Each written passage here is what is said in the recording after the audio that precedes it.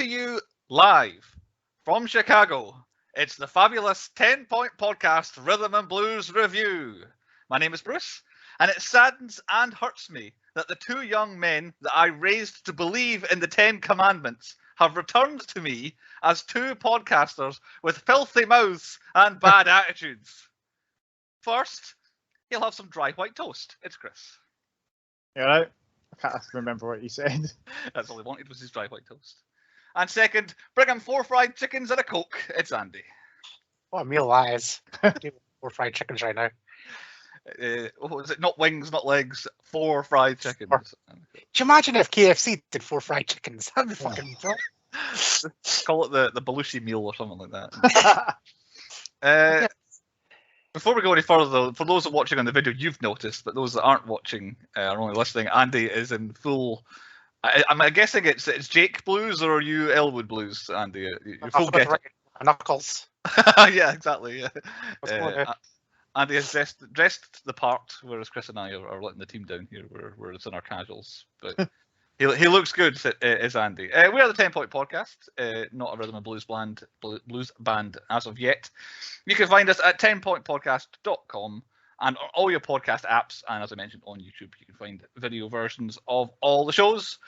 Get in contact with us, Twitter, Facebook. We want to hear from you. 10-point podcast on both of those. Send us emails at 10pointpodcast.com. Our email address is there too, and you can email us about any sort of sponsorship and anything you want to fund the podcast with. And your new beer sponsor. We do. Is our last one running out? Is it? Yeah. We didn't actually do anything. We've been getting free advertisement all this time. We're kind of like what the Blues Brothers were. Where our podcast costs X amount and we spend twice as much on beer. Some legal cash.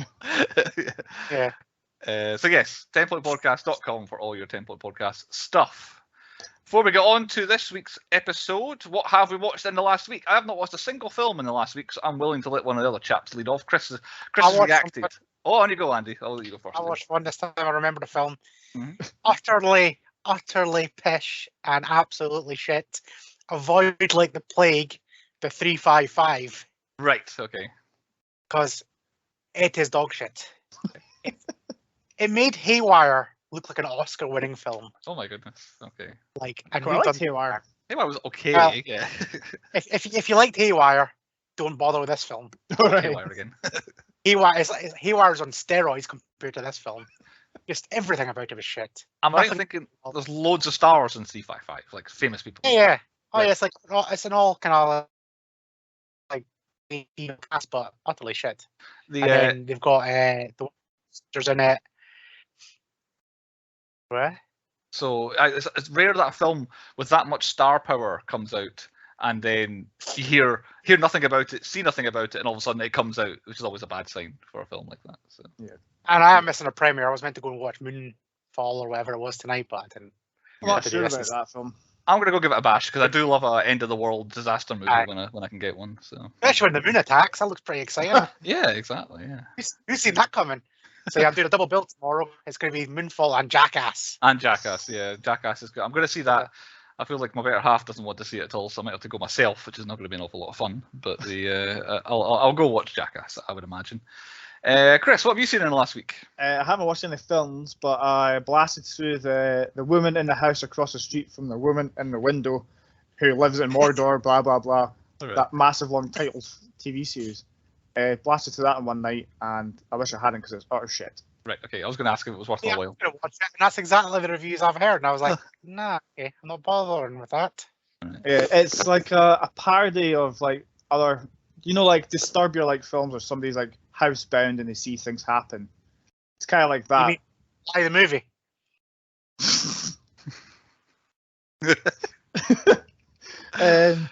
Like Rear Window, I would imagine, with the original version. Whatever. Like the first episode, I was watching it with Nicola, and she went, "This is awfully familiar. If this is what I'm thinking of, this person is the killer."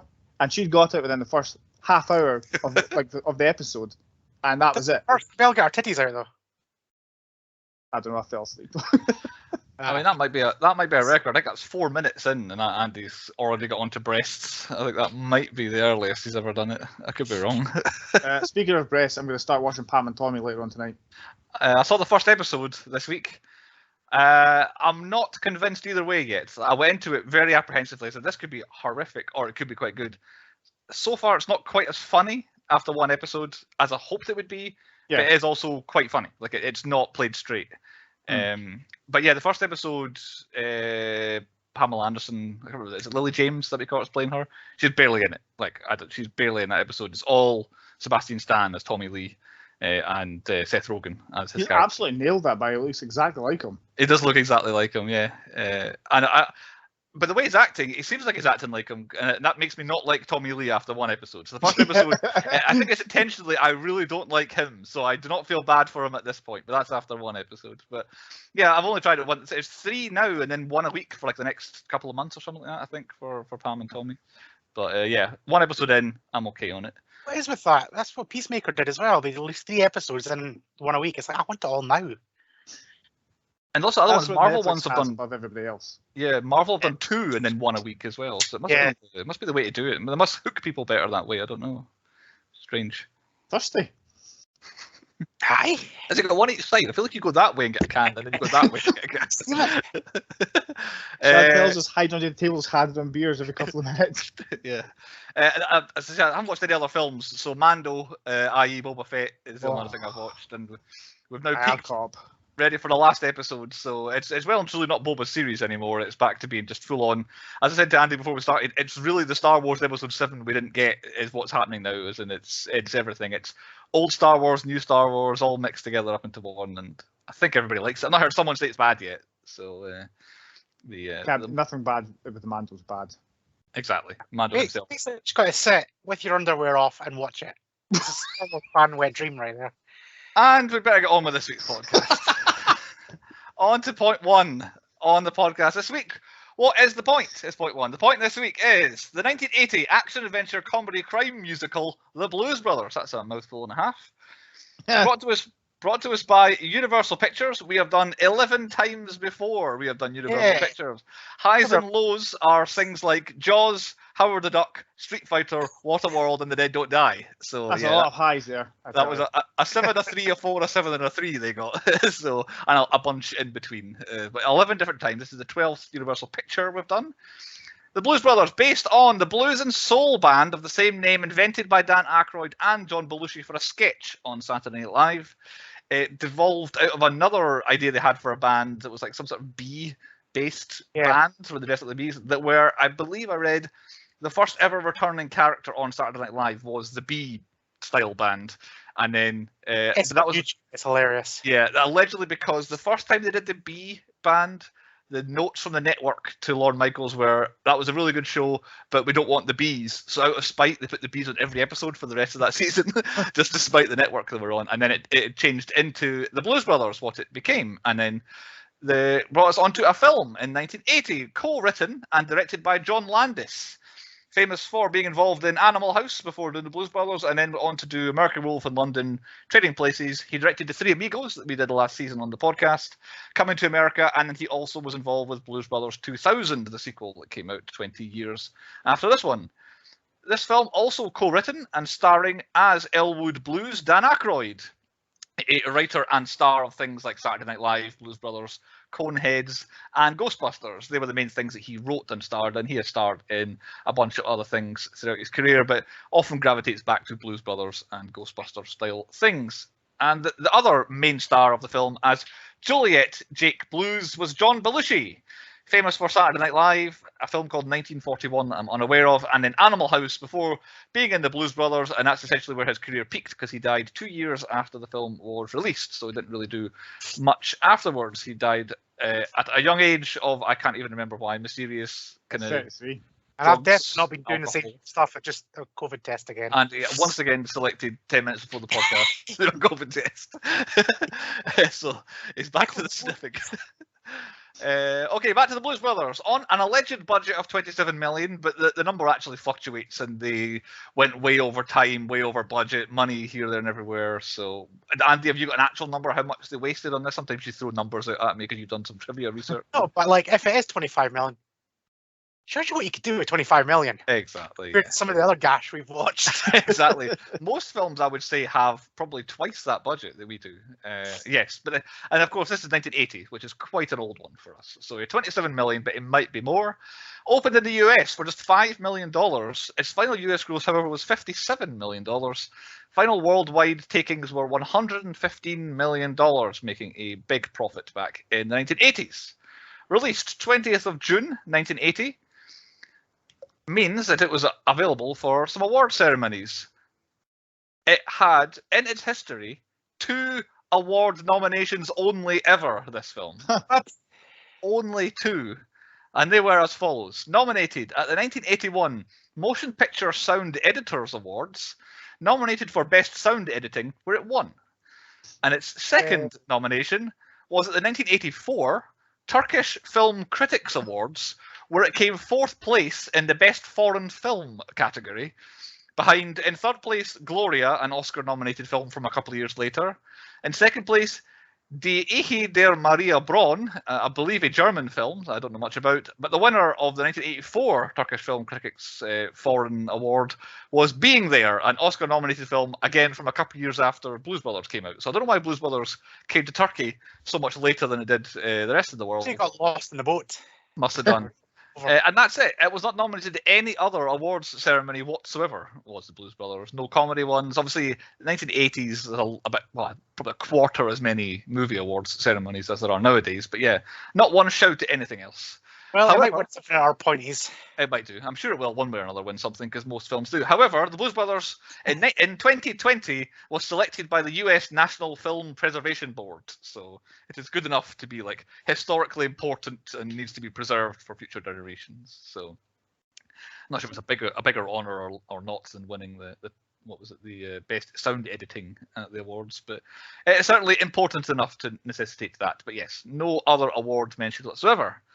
I have a synopsis on the Blues Brothers by our frequent contributor Nick has written this for us, and once again I've not read this ahead of time. I can't remember. I think he might be the wordy one. If not, he does like to say the thing. After 3 long years in the Joliet Penitentiary, Jake Blues reunites with his brother Elwood, the other half of the Blues Brothers, their small R&B band. Reared in a Catholic orphanage, the brothers pay a visit to the old place, only to find out that the institution is in jeopardy unless they raise $5,000 to pay the taxes. With this in mind, the Blues Brothers set out on a mission from God to salvage the orphanage by getting the band back together, playing at gigs where friends like Aretha Franklin, Cab Calloway and Ray Charles, amongst many others, await in the most unlikely places. However, in this fundraising quest, the brothers will be up against the forces of darkness, including a posse of suburban cops, a team of furious country singers, and a bunch of avenging Nazis. Now, against the backdrop of great music, endless car chases and explosive destruction, will the Blues Brothers manage to save their beloved home? He always ends with a question as well. That's what the film was about. Who picked it? It was Andy. Andy, tell us why you picked this. It's a banger. Pretty much it. I know Chris hates musicals. I hate musicals, but I like this film, and I've watched it a couple of times before. A couple of times. I've got several. That's how many times I've seen this before. I own this on DVD. I've got the DVD 2 set with this and 2000. I reckon I've watched 2000 once, and I've watched this about 12 times. I've definitely seen it. I remember watching it at Andy's house, but I've went into this like I've never seen it before. Right. It's been that long since I've watched it. Okay. She had no idea what she remembered watching this film. Which we'll definitely come on to in a second. The songs, but the storyline. Which channel we normally find it on? I'm not sure about this one, Andy. You're usually my TV person. Channel 4. Channel 4. Maybe Channel 4, yeah. Channel 4, Film 4. So which version is the question I usually ask at this point? Like I say, I've got the DVD, so I have only ever seen whatever DVD version it was, but on this occasion, we all got to share Andy's collector's edition. So this had 18 minutes more than my normal one does on Andy's special collector's edition that we all watched. Which I did not find out until I'd finished, and I was like, Christ, that was so long, and it turns out, 18 minutes longer. Yes, that is the extra. Pretty much every single song has an extra verse, every single scene has an extra couple of shots. It's quite literally the best ever, let's just make the same thing bigger, and it's 18 minutes, I think, throughout. Because first of all, my first low point, which doesn't really matter anymore, was I do not remember it being 6.5 minutes until Jake got out of prison in this film, which is in the extended version. There's the bit where he gets whacked on the head with the truncheon. That's not in the normal one. It's only in the collector's edition. But yeah, that was my first time watching that one before. But I'm assuming Andy has seen it before. That's us, I think. Before we get into the film, I think I've gone through everything. So, point 2 is the high points. Andy picked it. Andy gets to go first with the high points. So, I normally hate long, slow starts, but this long, slow start actually worked quite well. And I remember watching this film the first time. I was like, "This film's shite. Like, I don't get it." But like I said, like in Misery, I don't mind a long, slow, boring bit if the payoff's good. Yeah. And I feel like the Bluesbird, every long, slow scene ended up having a good payoff, and there was a reason for it to be long and slow. Yeah.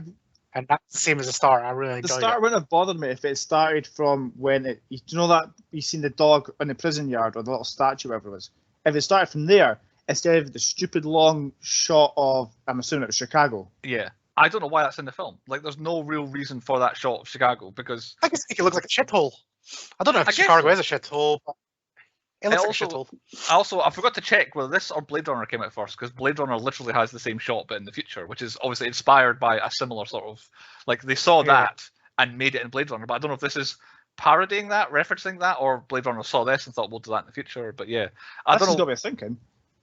Is that the same prison that was used in the Prison Break? Because that was shot in Chicago. I don't know, maybe. I don't know. I've never seen Prison Break. Get on with a fun fact, man. I was just when he was walking out, I was like, that looks awfully familiar, and I just thought it might have been the Fox thing, whatever it's called. Could be like something they own. Yeah. Speaking of the long setup, it works because of the bit that's right behind Andy on the video where Jake is at the gate, and then the first bit of music hits.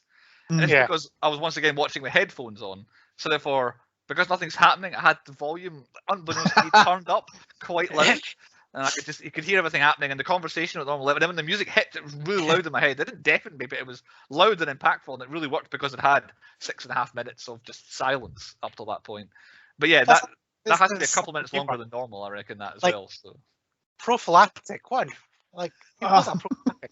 There's no need for that. Like, sorry, an unused one, but like one used. I was like, why? Why carries it around? Why keep it? I don't know. What 3 years he doing? You're arrested with a used prophylactic in his pocket. Was he said in the film he was robbing something, wasn't he? Yeah, from a convenience store. Yeah. That's right. Yeah. Has it on his person at the time. Oh God. A bug. Yeah. Exactly. My first one is like literally that scene is pretty ballsy to rock up to a police station, prison in a police car. Yeah, but he bought it legally at an auction. Very cheap for the sound of it. Yeah. But as like later we found out, he didn't actually have like insurance or a driving license or whatever. So it does make that scene a lot more ballsy. When you get to the end of the film and you see, I don't know, the entire, force of America are chasing him at the building, and it all started because Elwood didn't have a driver's license and had outstanding penalties, and it's like, if he just paid that off and just been fine, all of them, they just could have played gigs, made money, and saved the thing. It would have been so much easier if we'd just done that. Which takes me to my first high point, which is the scene where they meet the penguin. The penguin. Especially because Jake drops the first F-bomb of the film, saying he's not going in. Like, I'm not, and ends up getting forced in. But the scene where, like, grab a seat, and they look around and there aren't any seats, and they have to go get the desks over, and then of course they get into them first, and then they have to shuffle over and all that. But then where was one of them says Jesus Christ, then she hits him, and the other one, and then like every time they swear or get hit with a stick is really good. I really enjoyed that bit. And then him getting chased and falling all the way down the stairs in the desk as well, and then her superpowers as well. I very much like the penguin scene at the beginning. In my memory, we see her a lot, but that's the only scene she's in. Is just that first one. Yeah. So, I've got her in my head from other films, which I'm I think sticking into this film. Yeah. But I generally thought this was a family film. I forgot about the swearing. Like literally, but as soon as it said like fuck, and I was like, holy shit, this is like PG. Yeah, there is more in the collector's edition than the normal one. There's a few scenes where you can see that they could easily edit for television. This is a film that they show on TV during the day in America quite a lot, because a lot of the swearing is covered by faces, or they're facing the wrong way, or they're in the car and you don't see them, so they can edit the swearing out quite a lot in it. But yeah, it's very sweary. We'll get onto that on point 4, obviously. Andy, any more high points? Pretty much any scene where there's songs and dancing. Like, there's, I don't think there's a bad one. No. Like, there were songs when I first watched this as a kid. I was like, but they've grown on me, and like they're proper like upbeat and funky. And I like, really enjoyed Think this time, which I never in the past thought, I love that scene in the diner, but the song and everything that's going on, I really enjoyed that scene. There's something about the way that the Blues Brothers, specifically the two of them, dance, where at the same time they're equally horrific and really good. I genuinely thought I couldn't dance at all, but seeing I was at the Edge show, Elwood dancing along that thing. Oh yeah, that is the most stupid dance I've ever seen. But I think it's equally really bad and really good as well. And then also they look like do that dance. They look like they're not trying, but also like absolutely trying their heart out as well. I don't know. They found this middle point where it's so much talent and non-talent all mixed up into one. It's an amazing. I just love the way they dance. Speaking of talent, like the sermon with what's it called? James Brown, yeah. I'm not a religious guy, but I'd love to go and see a proper. I've always said this to Chantel. Like, I want to go to like a kind of black church revival type thing. Yes, they look absolutely amazing. So I think that can make the most miserable person up. Yeah, because I always remember watching this as a kid, and that was always my like. I hated that one. That was the one. It was so annoying. But as I've got older, I'm like, fuck me, this is uplifting. I believe in Jesus. That's what it's like. Hallelujah. Like, every time, it just gets me buzzing. Yeah. It's the worst song, because there's like, it's just, like, I noticed this time, James Brown barely sings during the song. He just kind of makes noises throughout. But yeah, in terms of, I was saying, you find yourself just kind of tapping your toe away to it, and it's like, I remember the saying being like, oh, get past this bit and get onto the good songs. Yeah. That's not John Belushi doing the backflips, is it? Yeah. He can do flips, because he used to do it on Saturday Night Live, which you can't really get a stunt double to do that. Yeah, apart from most of the stuff in this is him because he really wanted to do it, which also would say why their cocaine budget was quite high as well, because it enriched his performances, as he would say. Okay. So I think it allowed him to do backflips. And there's one scene where you could quite clearly see he backflips, and literally the camera doesn't cut away, and he stands up, and it is him. Yeah. Like, it's not one of them ones where they cut completely and he suddenly jumps in. Yeah. Because I thought they just did that really well, because he does the backflips down the aisle of the church, and it's literally a split second, but his face is gone, and then he turns to Jake, and I was like, Elwood, I was like, that is a really good cutaway there, if that's not him. But it'd be tough. I think it would also be tough to get a kind of stuntman who could do that. That's the same shape and size as John Belushi. Oh, He's quite a unique size. So my next high point I've got is the car chase in the shopping mall. Is one of the most outstanding memories of this film, is them driving through. So the actual, I have a high and a low coming from it, so I might as well do them both at the same time here. But it's a really good, fun scene. I enjoy it, and they have quite good quips, and the cars jumping off stuff and turning upside down and spinning around, and I remember it. And the music's really upbeat through it as well. But watching it this time, there's a bit more kind of closely watching it. They quite clearly are not hiding the fact that they're trying to drive into everything. So as part of the story, it's like, they're trying to get away and they're wrecking it. But when you actually watch it as a film, they're just driving head first. Even the police cars are just driving head first into things, so they could easily just not have done it. And I remember them, like, it looked more like they were just like skidding around corners and things. They're going, oh look, there's a bagel shop, smash. Yeah, exactly. And just driving along. Oh look, there's what is it, Pier 1, smash. Yeah. It's like, they're not trying to get away, they're trying to wreck the place. The fun fact in that is actually a real mall which was shutting down.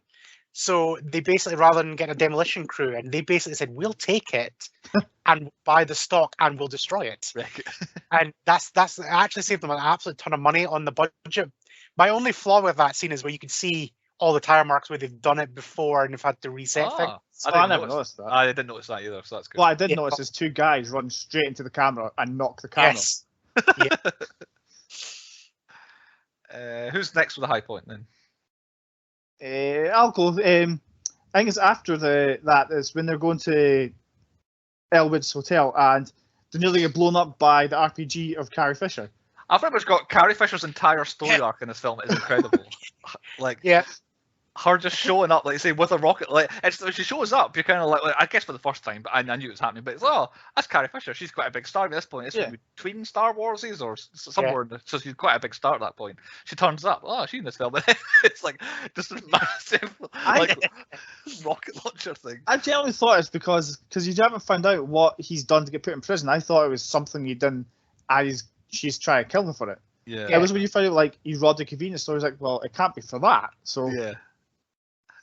And then she shows up with the flamethrower at the phone box. I had completely forgotten that. I did not remember that happening. That's another. Well, it's just something else. It was the morning after with the C4. When they're asleep, and you just see them crumple on top of each other. That's actually one of my next high points. Is that scene because they're fucked. They're in a small that you see the place. It's like, how are they getting out of this? Yeah. It's the whole building collapses and they just get up and walk away.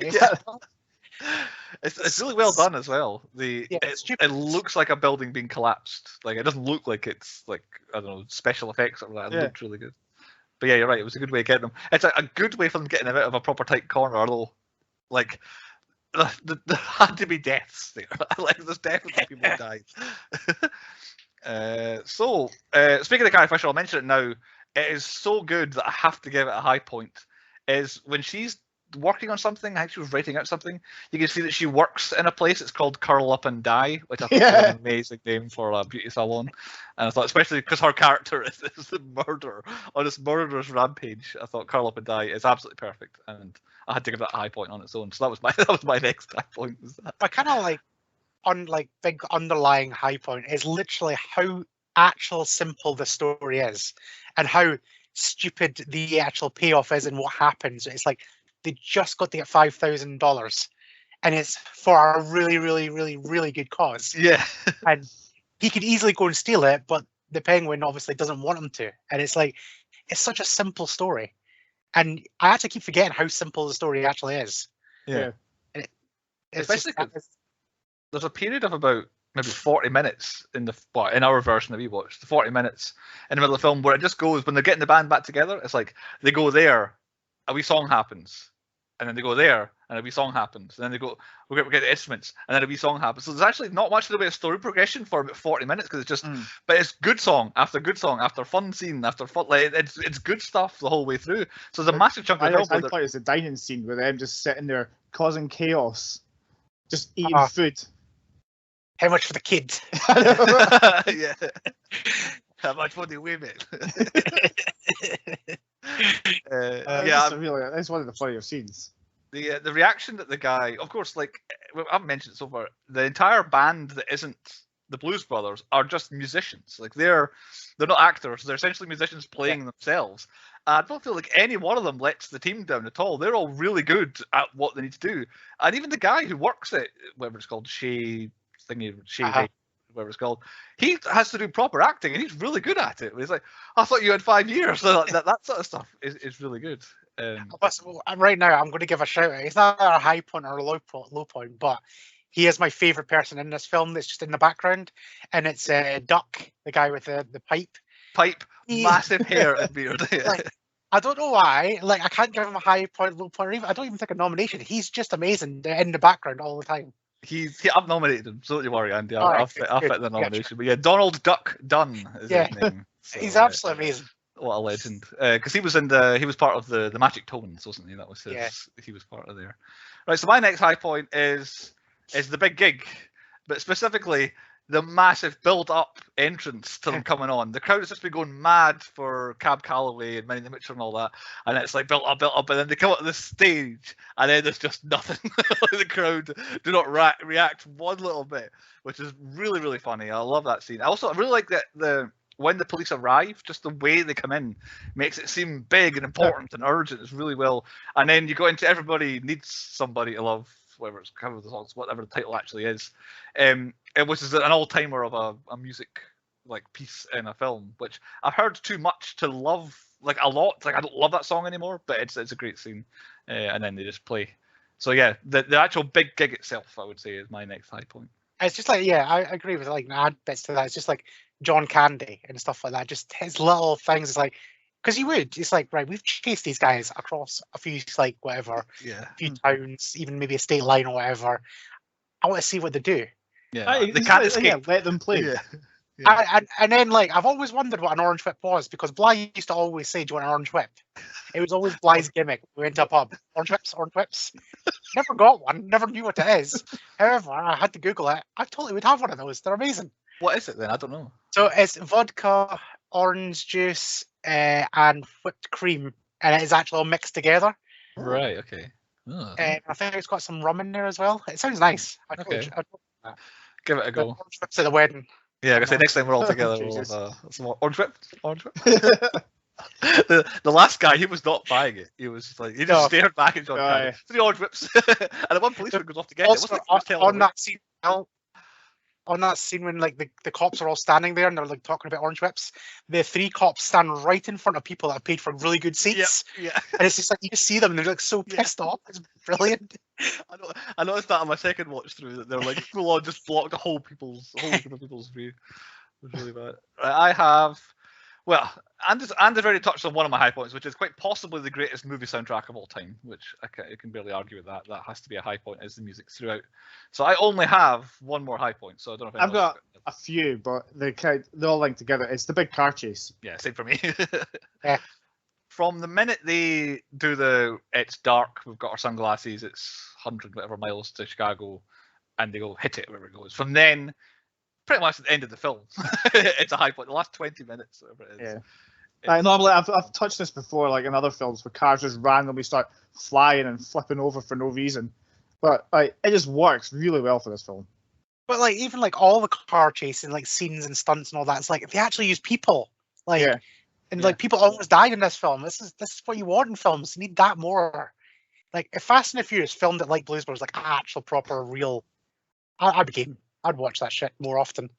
I don't know how they even would have avoided there having to be a driver in some of these cars as well. Like, some people really risk their lives. It's done really well that it looks like, I don't know, maybe it isn't, but like Dan Aykroyd is doing the driving. Yeah. Through the underground. Yeah, there's one bit where he nearly goes sideways, and I'm like, how in 1990 or 1979, whatever it was, how did he not like do that? Total that car. Apparently, how they did it was like you can actually see certain scenes where they see tire tracks, and it's because they filmed a slower version with people in it, and then they filmed a faster version without people in. So when they cut back, it looks like the cars are going faster than they are. Right. And then they sped up the footage of the ones where the pedestrians are on there as well. Right. Yeah. So every scene looks almost seamless when they're going fast and slow.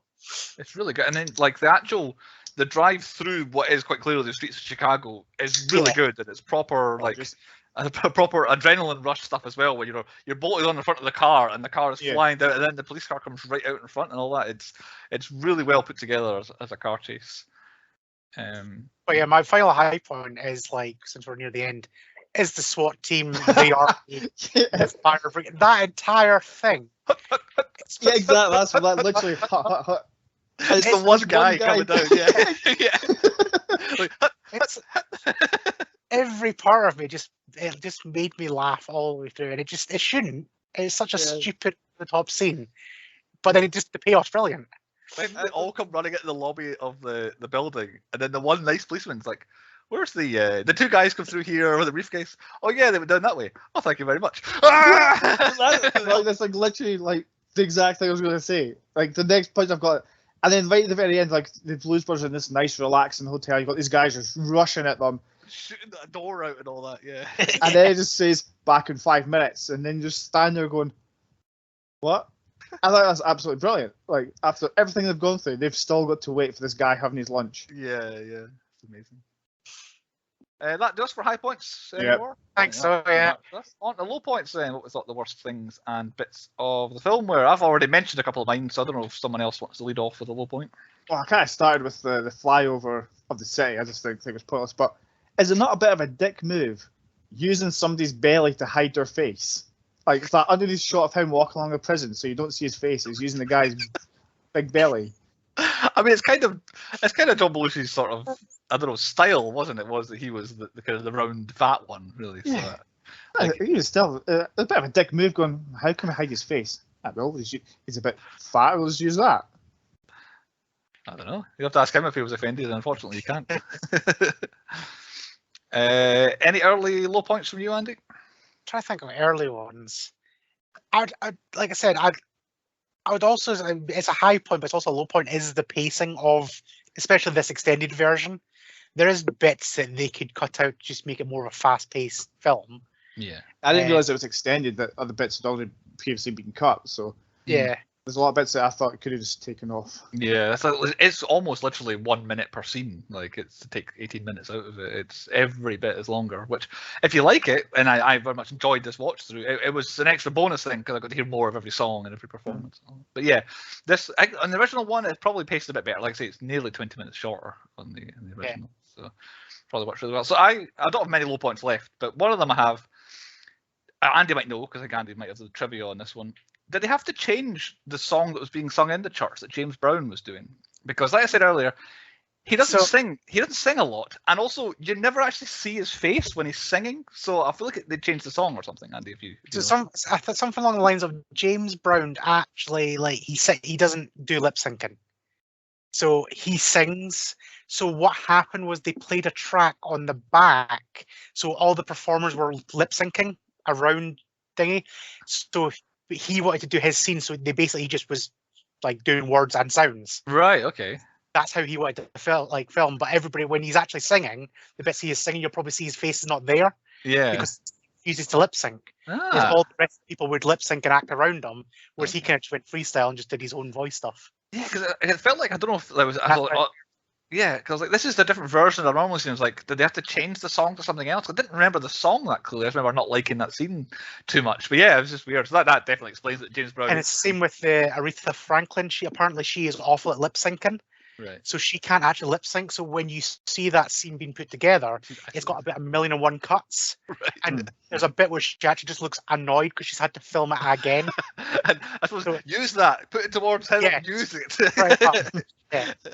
Yeah, you just see that, like, by the end of it, they're all a bit just, they don't really care, and it's because that she could not lip sync at all. Huh. Okay. Very good. Right. But so I've got a proper low point. This is the pinnacle of narking me off. Every time I watch it, I get I think I get angrier every time this happens. The Good Old Boys. Yep. Right? I love Rawhide. I love the entire scene. However, there's just one bit that always pisses me off. The Good Old Boys rock up once the gig's finished, everybody's hammered. So I'm presuming it's like 1 a.m. maybe it's even kicking out time. Yeah, the place is empty. Yeah. And they've just like, no, we've got to go and play the gig. It's like, it's 2 o'clock in the morning.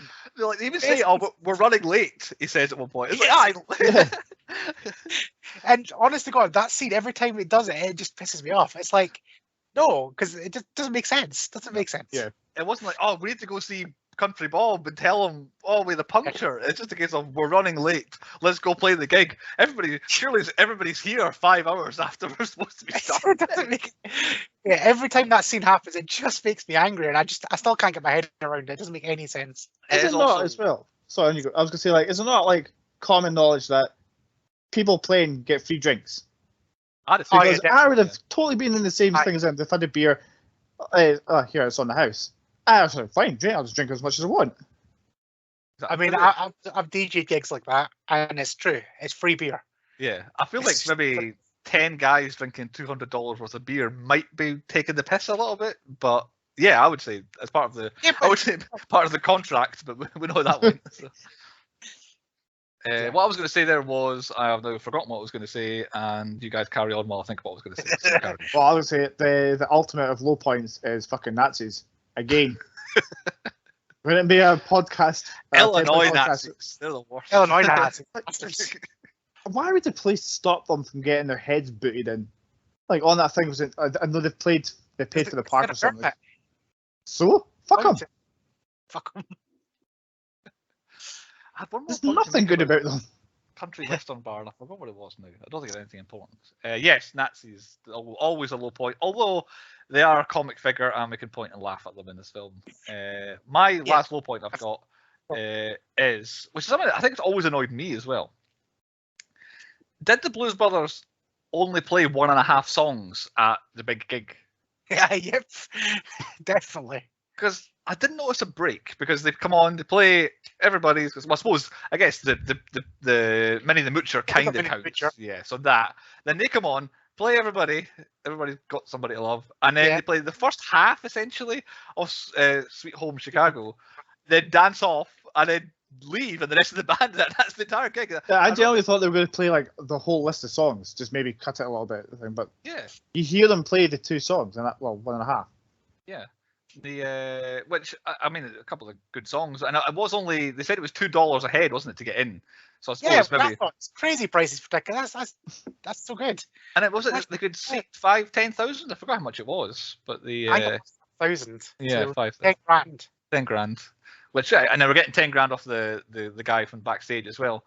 But that also takes me on to something I didn't notice on my second watch through here, which might now be my biggest low point I've got about this entire film. It goes into Andy's thing about people playing gigs at weird times. They come on, they only play 2 songs, whatever it was. And then, say it takes them 10 minutes to get out the building, past Carrie Fisher and the pipes, 10 minutes to get to wherever their car was left. Say at most, it's half an hour after, I don't know, maybe, say the gig started late, they started at 9 o'clock. It's probably 9:30. And I don't know if you remember the line, Andy, whatever it is, but how many miles have they got to go to Chicago? 100 and something. 100 and something. So let's be really unkind and say it's going to take them 3 hours to get there. So 9:30 to 12:30, that's just 3 hours. Why is it morning when they get to Chicago when it's pitch black when they leave the gig 3 hours? That's time difference.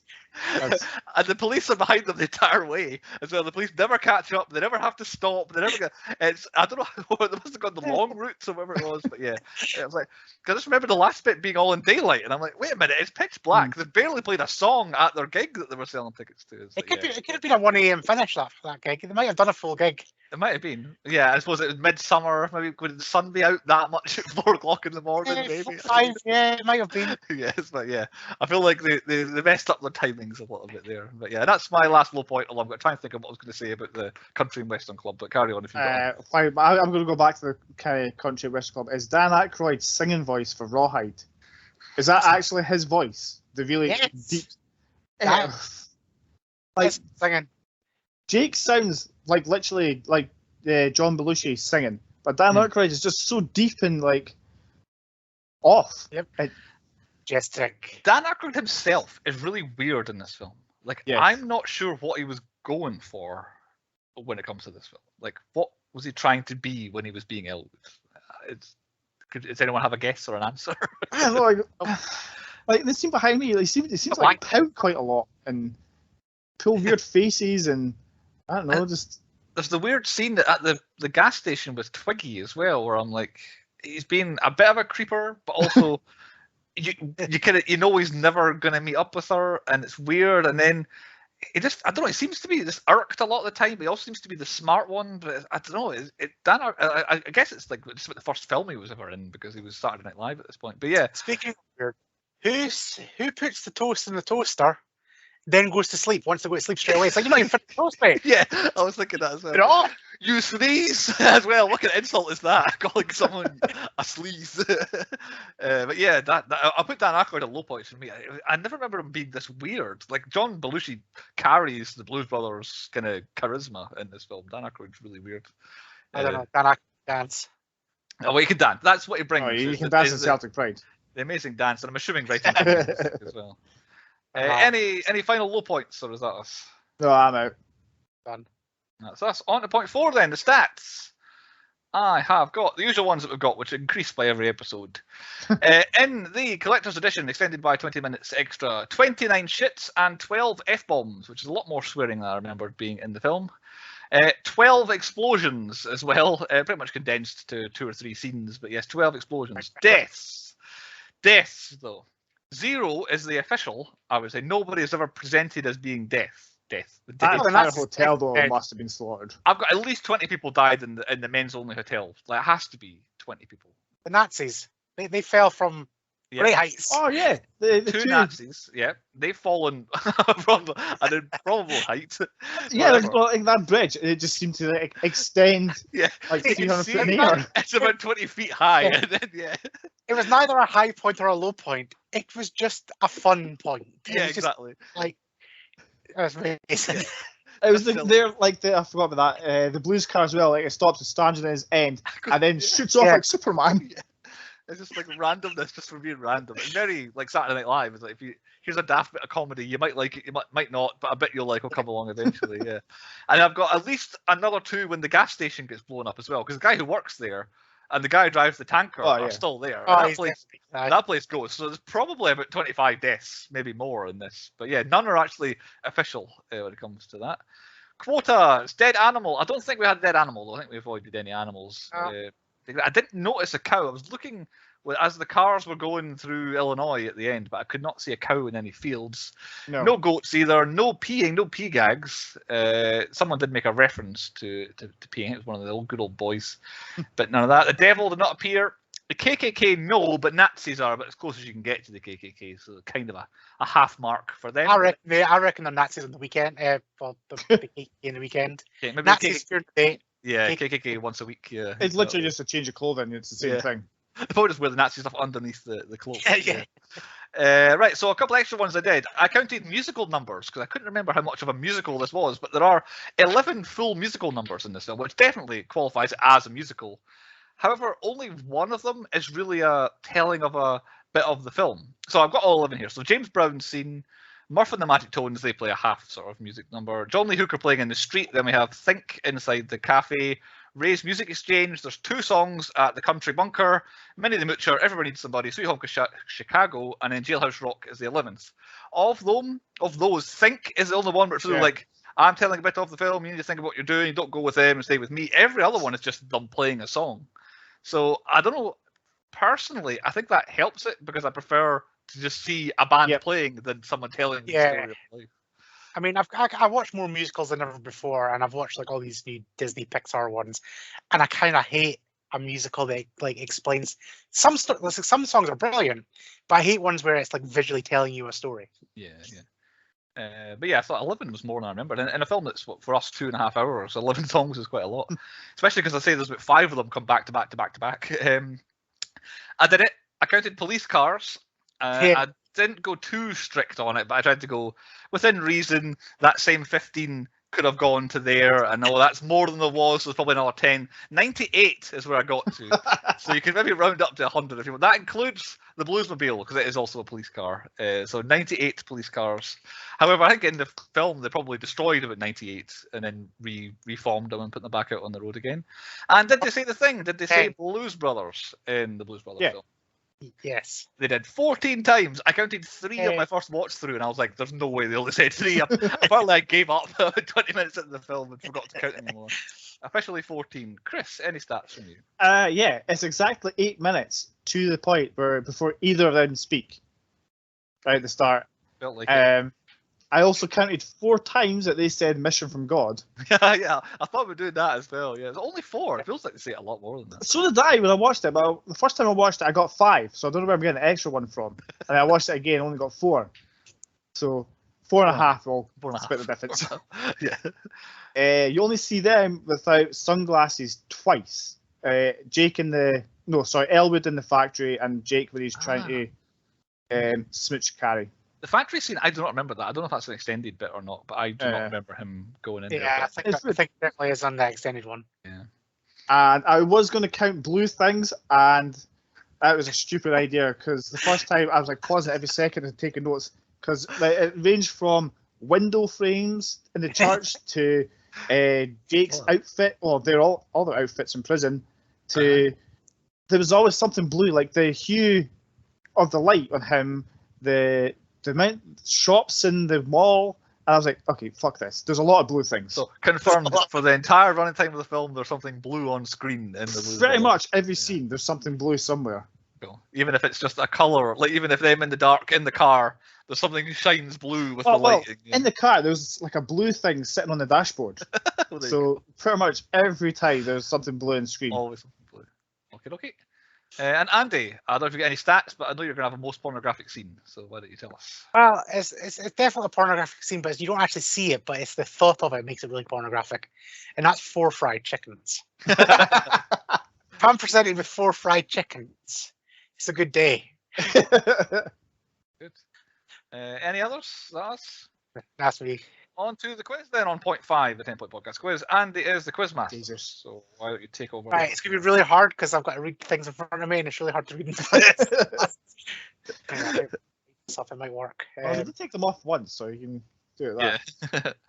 Oh, I can Right. see the answers to these glasses if I can look really close. Oh, yeah. Right, I'm going to butcher some of these names, but basically, the quiz is called Brothers in Blue. Right, okay. So I'm going to give you a name of a police officer, and you have to name his partner in crime, i.e., Right. his brother in blue. His partner in fighting. That's a good one. Yeah. Right. Right? Okay. So who wants to go first? Dealer's choice. I'll Who- go first. Right. So is it actors, characters? How are we? What's the format? It is the. I'm going to take them off because it's Yeah. really hard. It's like you see light for the first time. Yeah. Right. So it's character names from a film, but it's hard because I'm not even going to tell you the film. However, one of them's going to scoring- pop up. The scoring is literally, if you can't get it, it will be passed over to the other person, and the other person will get the name of the film. Oh, right. Okay. Double Sneaky the best. chance then. Right. Okay. So who wants to go first? I think Chris I'll opted to go first. Yeah, I'll go so- first. Right. So I'm going to tell you somebody's name, and you've got to tell me his partner or their Right. partner or partner. So Morton Schmidt. Ah! And I want full names, not Ah! Is it not Venko? I don't know his full name. just James Venko. You're going for James Venko. It's not. I'm. No. Bruce. You can steal this point. Yeah. You got to tell me which film it is? 'Cause I know which film it is, but I thought you'd buy me more time. 21 Jump Street. 21 Jump Street. I think it's Jenko, Ah! but I have no idea what his first I name need is. I need a first name for the point. No, I'm not going to get it, I don't think. It was Greg Jenko. What was it? Greg? Greg. Greg, I would have guessed it 100. At least you got Jenko right. Yeah. Right. I probably would have got it if you hadn't said your guess, which reminds me. Carry on, Andy. So Bruce, your go. Mhm. Scott Turner. Is it just Hooch? Ah! Correct. It's Yeah. I knew that one. from Turner and Hooch. Whole name of Hooch. Right, Chris. Ray Tango. David Pepsi. I don't know. No, that's not right. Bruce, it's you, and it's Ray Tango from Tango and Cash. Yeah, so Cash is the surname, but Ray and Charles. No, it was Gabriel Cash. Gabriel Cash. Never would have got it. Right. This has got 1-0 written all over it. Yeah, I would defend from here. Like, Bruce. Right, Bruce. It's a hard one for you because I've got to try and butcher this name. Right. Yang Ning Lee. Okay. Right.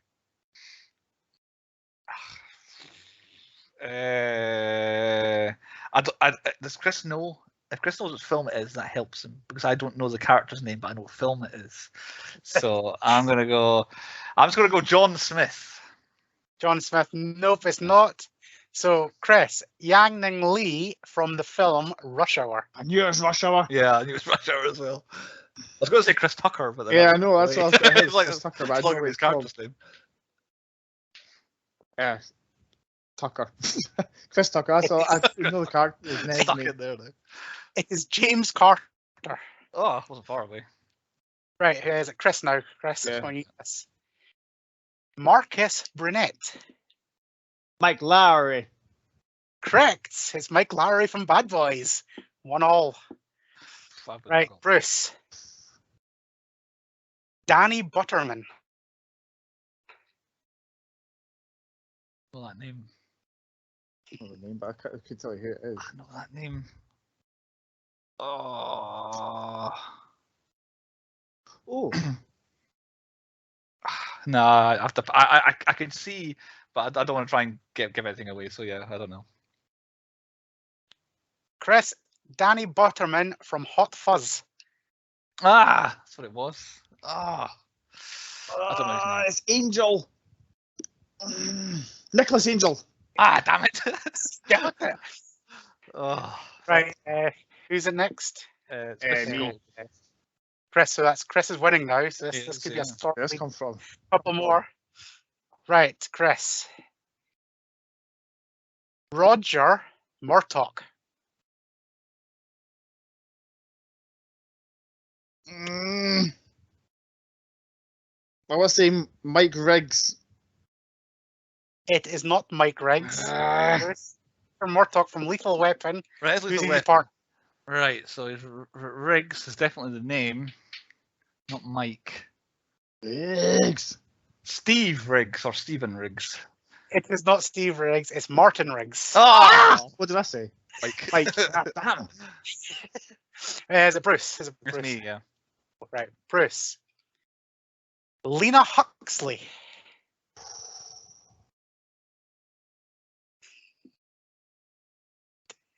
Why is it like every time you say a character name, it's like, oh, I know that character name, but I cannot think of what film they're in.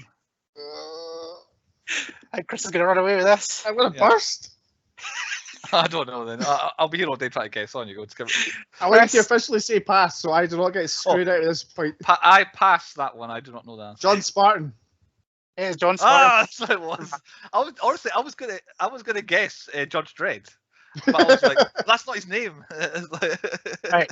We'll do the last two, but I think Chris needs to get both of these wrong for you to stand a chance of tying it up. Right, Chris. Michael Dooley. Dooley. Nah. It's not even the bell. Passing. Passing, yeah. Bruce is getting the pass. It's Michael Dooley from K9. That is the one I was expecting to come up, but it's not the name I thought. Is it K9? It Is that the name? is K9, but the actual dog is called Jerry Lee. I never really got that. I got the other dog one. Do My I only knew point this so turned far is for. I knew like Jim Belushi's film was going to pop up at some point because he plays a cop with a dog, but I thought the dog was called K9 as well. The dog is called Jerry Lee. Right. So this is Bruce's last one, which is actually a special bonus one, which is worth 5 points. Oh, fuck it. Yes. Okay. This is worth. If you get this right, It must You be get- extra hard. Right. Okay. okay. Judge Hershey.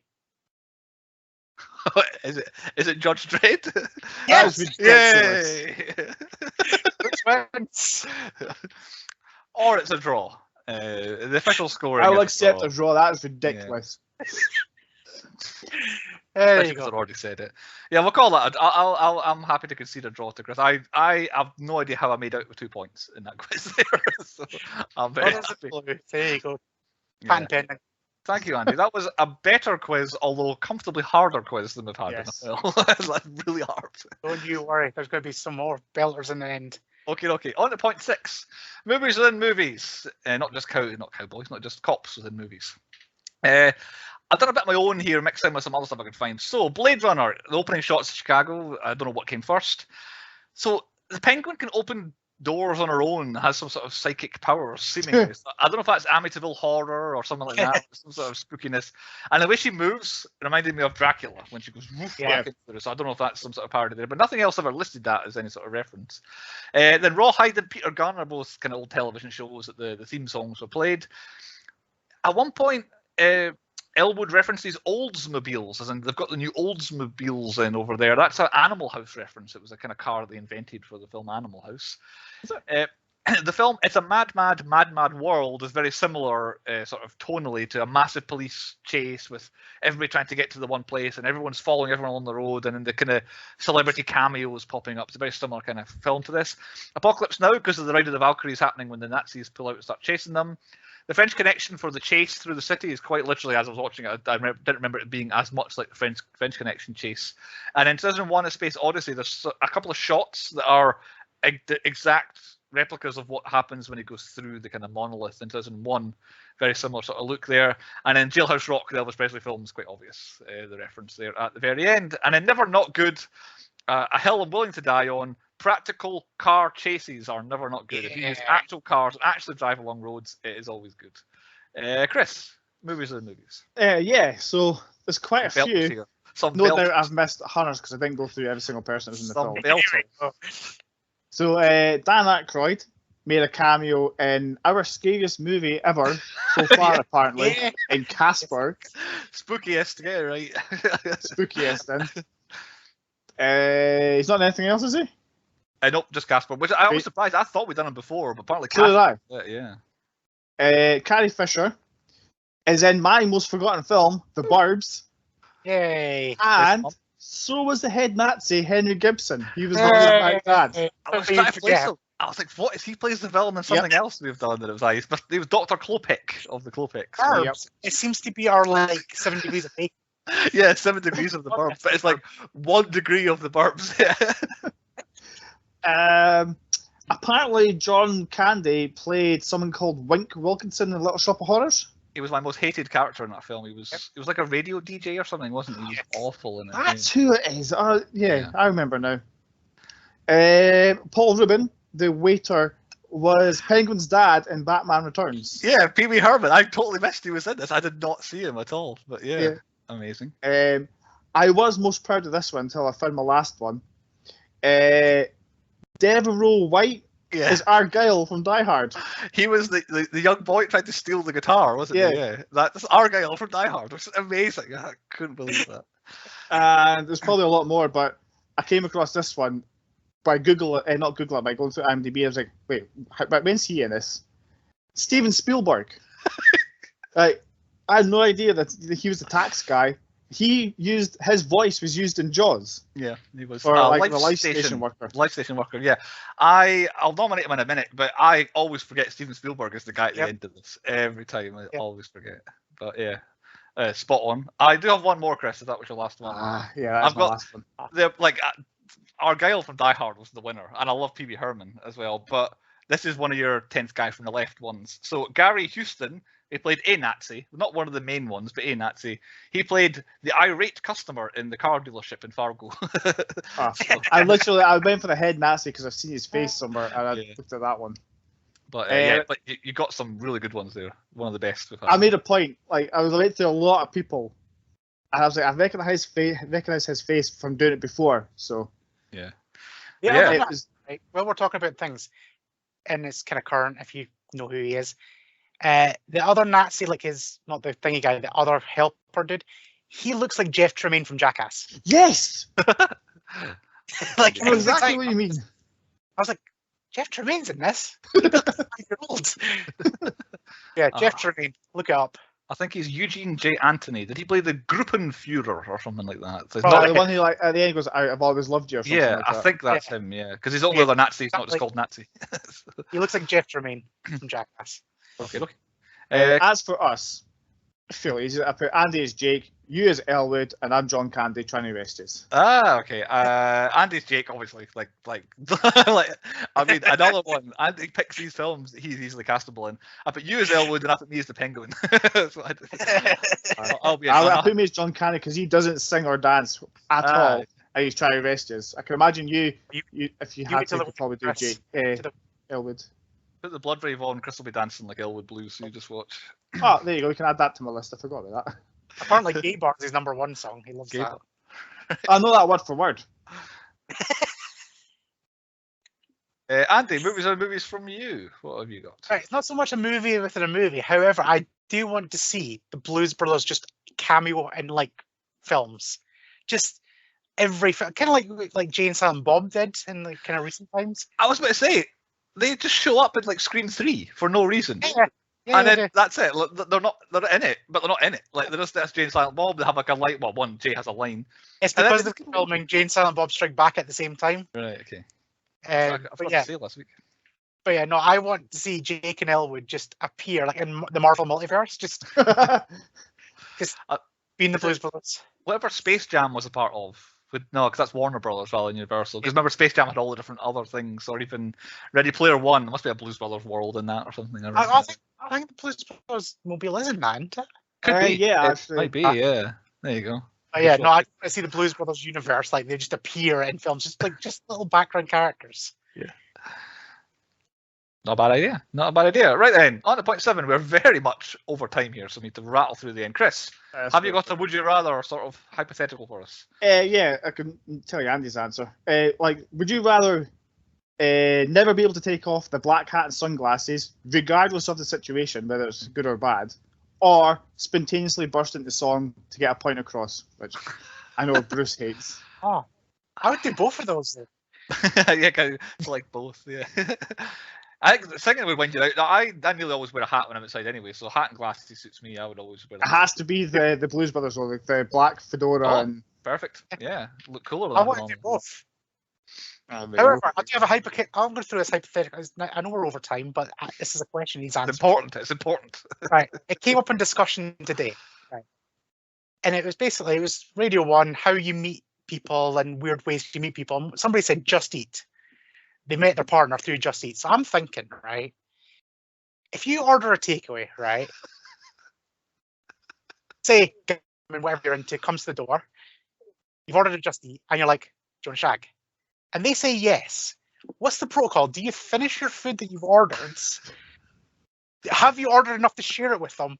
Or do you just reheat it afterwards? Well, I'm thinking they've got one of them bags. Exactly, it's supposed to stay warm. Yeah, so you've got that gives you a bit extra time there. It's not like it's going to be like an hour-long marathon, so it'll still be warm. Yeah. I say eat later. Eat, share, exchange numbers. I'll see you tomorrow because I want another takeaway. yeah. Right. Yeah, you've ordered you've ordered 4 fried chickens. I just want to know the protocol. Right. Okay. Yeah.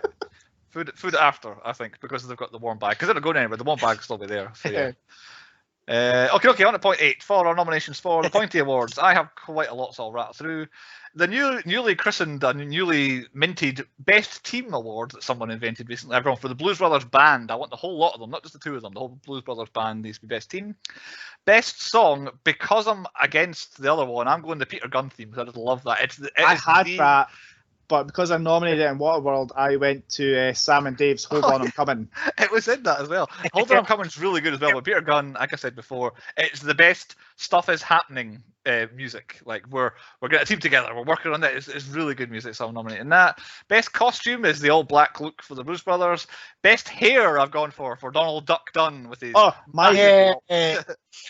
I've never thought of that. I went for the dishwasher when he's got to the hairnet. He takes it off, it just flows out. I was like. That's getting nominated. Right, okay, well, we'll decide between them. I think Donald Duck might get it there. Yeah. Best special effects, the men-only hotel exploding for me. Yep. Best stunt, I think it's the one kind of in the city of Chicago where the cars repeatedly drive into a pile. Not the one down the grass, but the one in the street. Where it has to be a stunt driver driving in these cars. I don't know how they did it, so that's the best stunt for me. Best entrance is the Blues Brothers coming onto stage to no reaction. I've gone worst acting, Dan Aykroyd, just because I don't know what he was going for. I can't nail down one worst cop, so the entire police authority of Chicago and Illinois gets worst cop.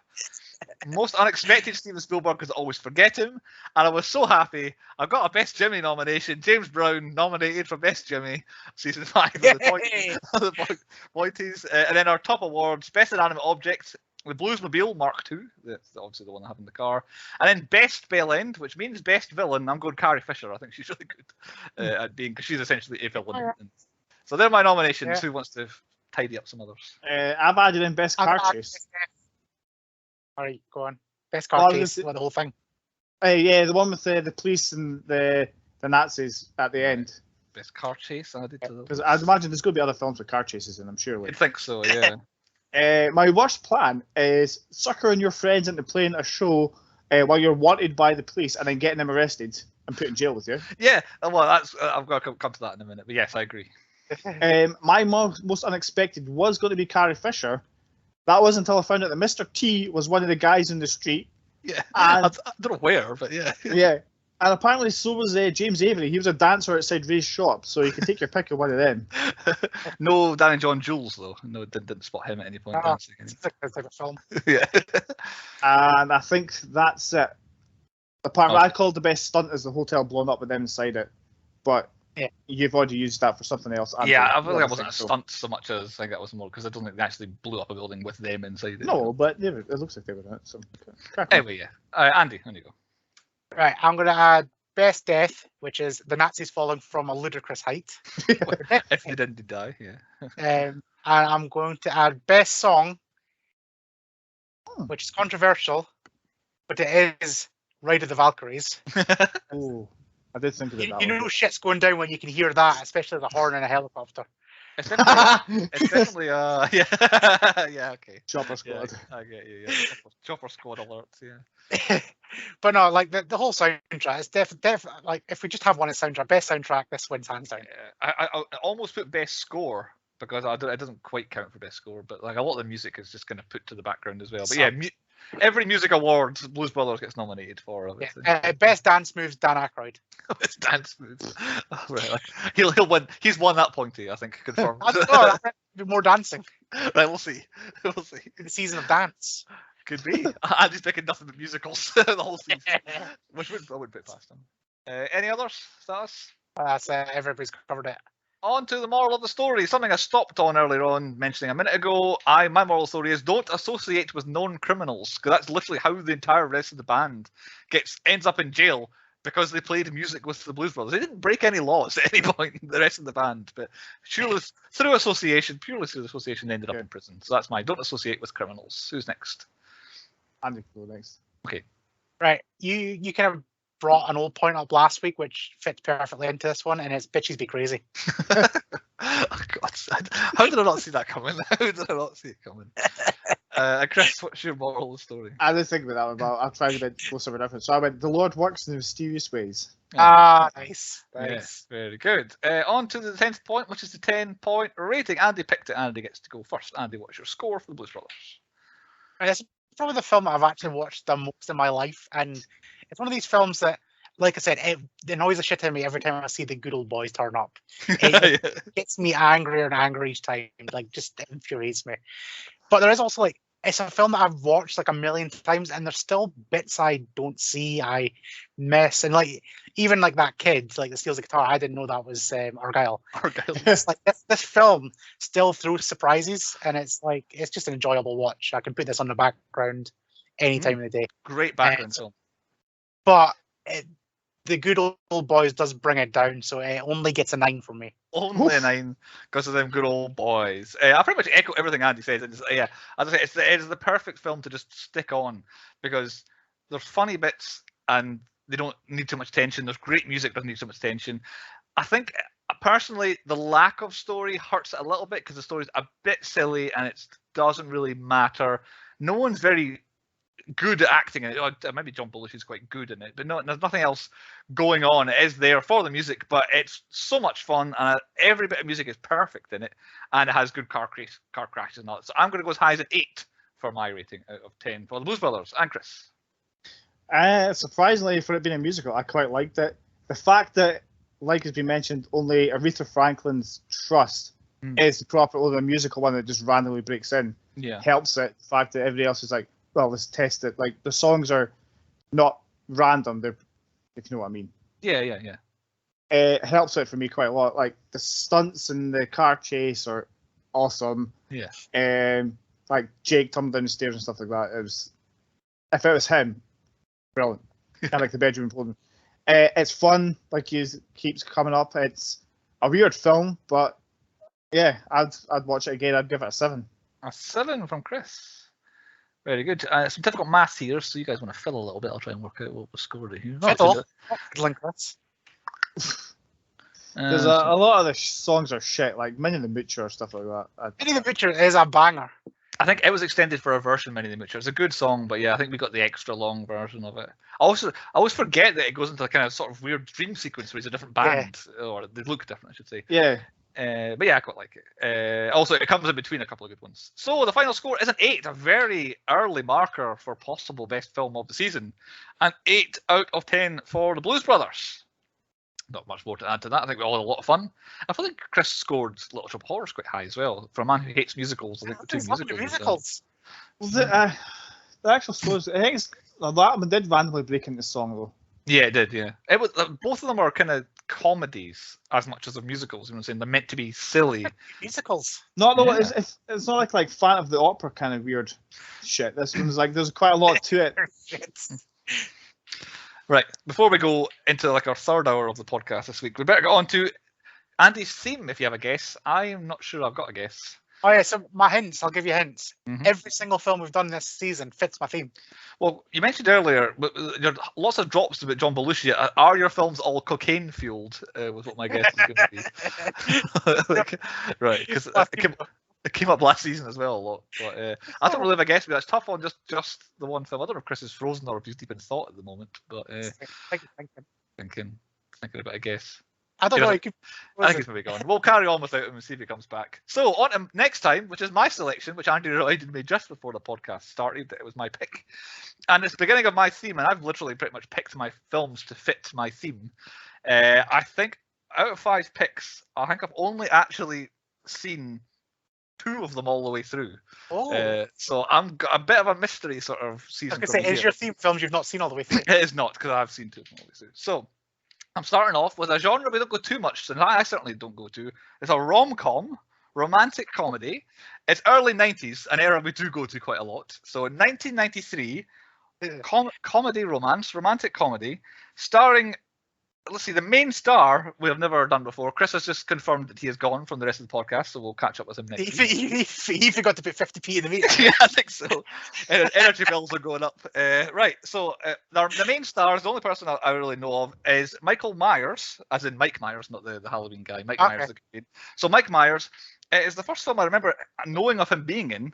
It is a film called So I Married an Axe Murderer, a comedy film. Oh, right. I don't remember it, but yeah, I aware of it. It's one of these, yeah, it's a name that I think carries, oh yeah, I know that film, but not many people have necessarily seen it, and I don't believe I've seen it all the way through. So next week, So I Married an Axe Murderer. Find it if you can. I'm not sure if it's too easy to get, and we will catch you next time on the Template Podcast for that.